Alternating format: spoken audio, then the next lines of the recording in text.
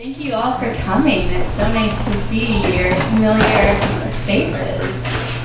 All right, so tonight is the launch of Fluidity Magazine.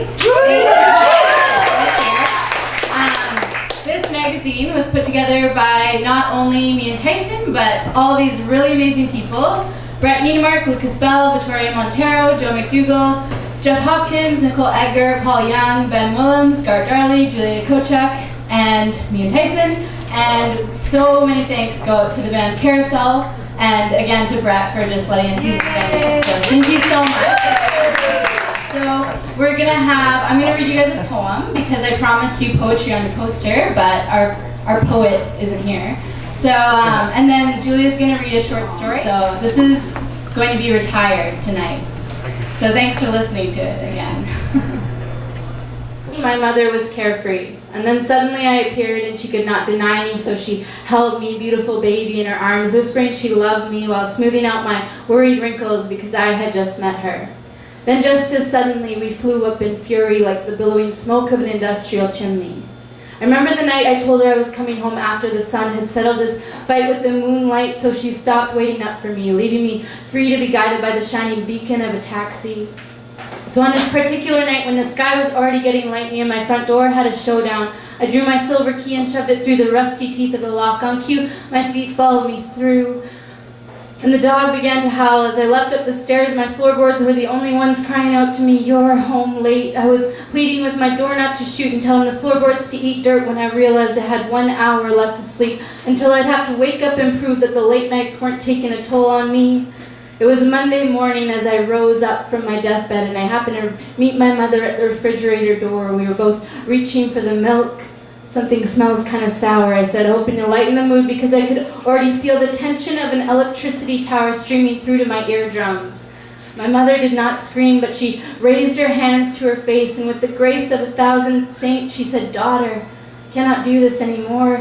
If you're going to keep treating your home like a motel room, I'll have to start charging the hourly rate. So you've been enveloped by a black cloud of smoke, and your once perfect skin is now covered in soot. And I know you once had a place in my womb, and you still have a place in my heart, but I can't bathe you in the sink until your shoulder blades shine. It's not like you're a sweet baby anymore. I can't push open your door at midnight to whisper love songs and poetry into your ear, because at midnight you are usually gone. And I know that you're an intelligent, independent youth, but I still have a thing or two left I could teach you." When I brought up the fact that our conversations usually sound like a puppy being shoved down a carburetor, she said, "Daughter, you were a baby raised up to believe in the architecture of dreaming, so it worries me when you only get a few hours of sleep. You were brought up to believe in the magic that lies beneath our feet. You used to make up stories about friendly monsters just before we went to sleep. When you were in grade 4, I ran at your teacher demanding how on earth your painting of an endangered species was not the answer to 8 to the power 3. Daughter, let me tell you, if creativity is biting off more than you can chew, most adults are starving. And I know that on some days I want you to be a lawyer, a doctor, a married man with money, but on most days I just want you to be happy." And with the grace of 1,000 saints, before leaving the house and driving away, she politely asked me if I could refrain from slamming the door the next time I got home at 5 in the morning. Next up, we're going to have Julia Kochuk. She has a featured article in this magazine called Unschooling, I think it's called. School with Crossed Out. Yeah, it's pretty rebellious. But she's going to read us a different short story. So give it up for Julia.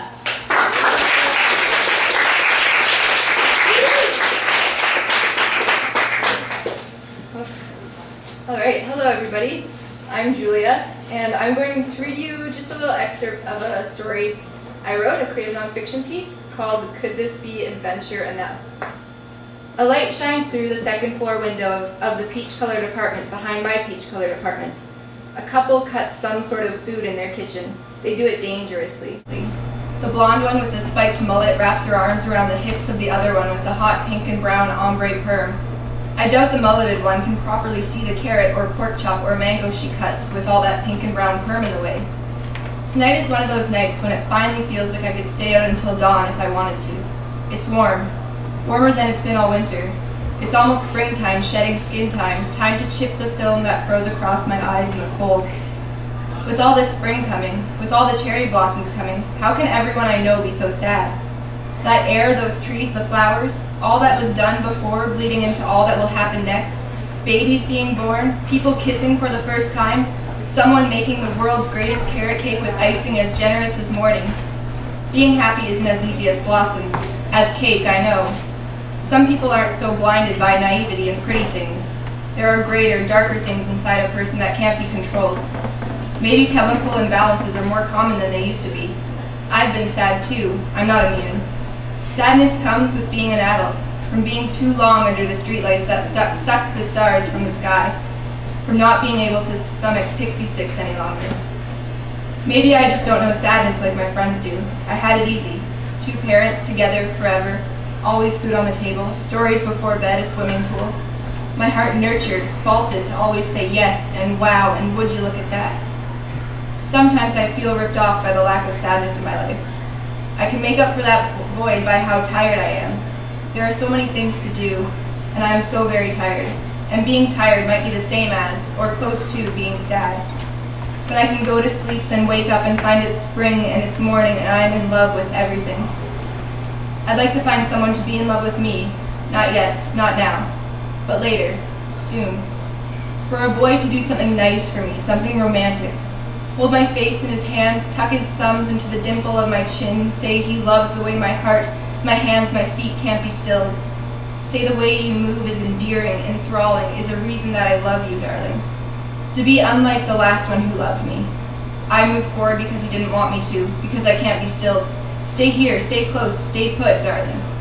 Searched for and dreamed of the farthest places I could go, that wasn't kind of me. And I've now walked everywhere he didn't have the time to take me over the 3 years we were together. Fisherman's Wharf, Government House, anywhere at 3 a.m., anywhere again at 5 a.m., the sunrise. Maybe I need to find someone to walk with me, move with me, chop vegetables with me, dangerously. To walk together is to see together, to think together, is holier than becoming one in other ways, these days at least, when people come together so easily. I need to find someone to build a home in because I don't belong anywhere in the world. The daughter of the daughter of the daughter of immigrants. Moved around, never felt at one with place, save for those summer times I sat on that picnic island in the lake in Ontario, feet dangling off the cliff seat that fit the small of my back so well. There's a woman I know who used to live at the homeless shelter where I work. She left her Vancouver halfway home in the morning to go to work as usual. Afterwards, she got on the ferry, came to Swartz Bay, hitched a ride to Victoria, then walked to Langford. On the way up the highway, her shoes bothered her, so she threw them into the woods and walked barefoot. The gravel must have cut the soles of her feet. Maybe she just needed to feel grounded. Some Samaritan driver called the police. There's a lady, middle-aged and wild-haired, flailing up the highway. She's not wearing any shoes. The shoeless wanderer was apprehended, taken to a hospital, discharged later because nothing was wrong with her. Gave her propanol for her akathisia, inner restlessness expressing itself outwardly. None of us have heard from her. Her mother and grandmother don't pick up their phones. I hope she's calloused for protection from the dangers of the road. Modern nomad, gypsy queen, vagabond. To walk on and on forever displaced. Maybe she'll walk the whole world. I'll just stop there.